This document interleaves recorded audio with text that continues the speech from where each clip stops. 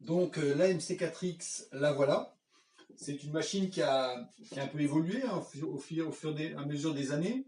C'est une machine à courroie, ce qui fait qu'on peut déplacer les chariots à la main.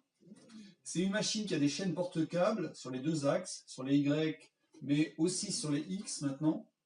Et donc on n'a rien qui dépasse et on peut la transporter facilement, c'est-à-dire que quand on soulève le plateau, tout vient avec.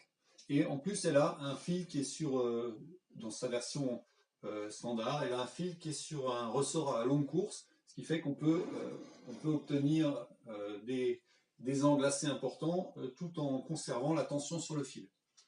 Donc, et en plus, ça se démonte. Hein, on le démonte en 3 secondes. On plie les axes et on peut la ranger verticale contre un mur, par exemple dans un appartement ou des choses comme ça. C'est une machine qui, qui a été très étudiée au niveau des mouvements. Pourquoi? Parce que en fil chaud, le problème c'est qu'il faut être capable d'aller à la fois très doucement. Hein, quand on a un cône, on a un chariot qui va avancer, qui va presque être immobile, il va avancer très très doucement. Et l'autre chariot à l'autre bout, lui, il va vouloir avoir des très grandes vitesses. Hein, quand on doit faire quelque chose de conique, surtout si c'est sur une faible épaisseur, on va avoir des mouvements très très rapides d'un côté. Et ça, c'est limitant. C'est-à-dire que si on n'a pas le chariot qui peut aller très très vite, eh bien, on ne va pas pouvoir découper à une vitesse satisfaisante. Et d'un autre côté, si on n'a pas la résolution suffisante pour les basses vitesses, on va avoir des à-coups, des saccades. La MC4X, j'ai à la fois travaillé les mouvements rapides et les mouvements lents. Hein, puisque en fait on a des drivers en 32e de pas, on a donc une grosse réduction électronique avec en plus une modification qui fait que les mouvements sont doux. Donc on a à la fois l'intérêt des mouvements rapides et l'intérêt des mouvements doux. Et en plus on est en courroie, ce qui fait que quand on a besoin de bouger les chariots, on n'est pas obligé de tourner des vis pendant des années, quoi. Hein, ça va très très vite, c'est rapide, c'est intéressant. Et si on arrive en butée, comme il n'y a pas une grosse démultiplication avec les courroies, eh bien, les moteurs vont s'arrêter, ils vont tout simplement. Hein, on va se mettre, les drivers éventuellement s'ils chauffent vont se mettre en sécurité. Alors que quand on avait des tiges filetées, si on arrivait en butée, avec un moteur un peu puissant, on pouvait abîmer l'accouplement. Là, ici, rien de tout ça. Donc je vous fais juste une petite démonstration des mouvements. Pour les découpes, je vous renvoie à des vidéos que j'ai déjà faites. Je vais vous montrer quelques exemples aussi avant ça. Donc là, on a par exemple une aile de planeur que j'ai découpée en intégrant à la fois des petites saignées pour mettre des petits plats en carbone dessus-dessous et la charnière d'aileron. Hein, on a un des plats en carbone qui est d'ailleurs dans l'aileron, hein, ce qui fait que ça rigidifie l'aileron en torsion. Et en plus, on voit qu'elle est découpée en 2 parties, parce que c'est une aile qui est plus large que ma table. Donc j'ai découpé en 2 parties de même taille, hein, elles ont été découpées dans le même bloc.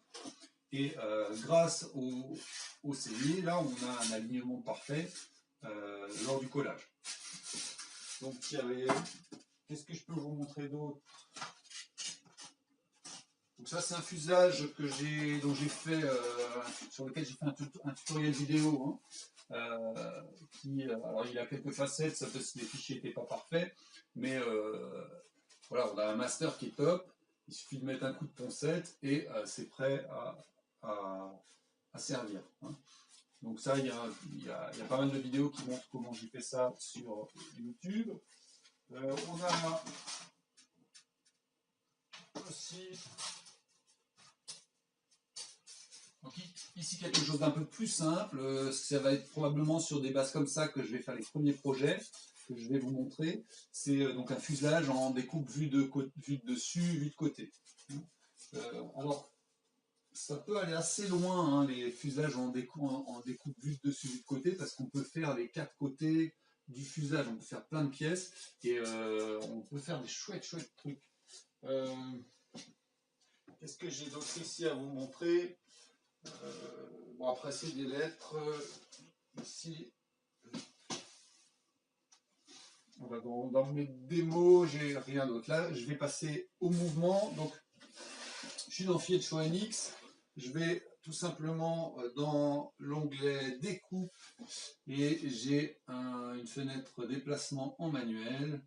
Donc par exemple, je vais dire que les deux mouvements, les deux vont se déplacer de la même vitesse et on va aller en continu, en vertical. Voilà, donc ici 4 mm par seconde, tranquille. Ensuite, on va faire Vmax sans accélération, c'est-à-dire ça, c'est voilà, ça, c'est la vitesse à laquelle les chariots peuvent aller pendant une découpe.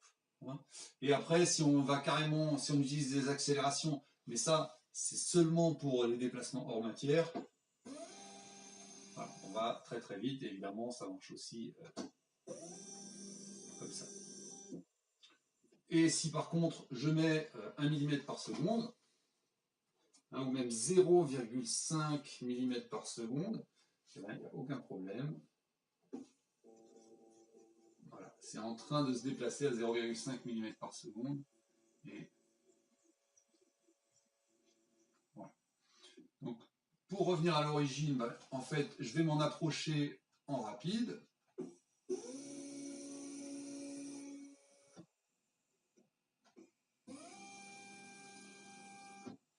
Et ensuite, tout simplement, je vais faire mon origine à la main.